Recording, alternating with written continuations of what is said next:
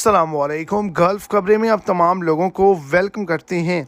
आज की वीडियो आप तमाम लोगों के लिए बहुत ही ज़्यादा इम्पोर्टेंट है और एक बहुत ही बड़ी ब्रेकिंग न्यूज़ है, क्योंकि आज के दिन एक दो जगह नहीं बल्कि 3 बड़े रीजन जो हैं उनके अंदर ख़तरा ज़ाहिर किया गया है।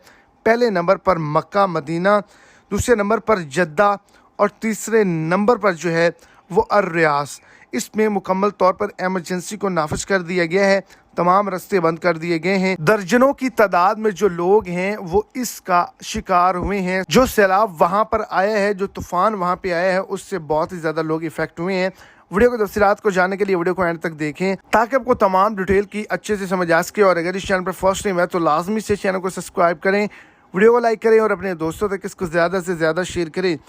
जद्दा, मक्का, मदीना और रियाज के अंदर जो है वो सैलाबी रेले में 14 अफराद जो हैं वो बह कर हलाक हो चुके हैं, जिसकी वजह से मुकम्मल एमरजेंसी लगाई गई है।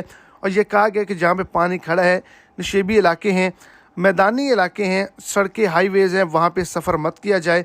आइंदा 1 हफ़्ते के लिए एमरजेंसी है।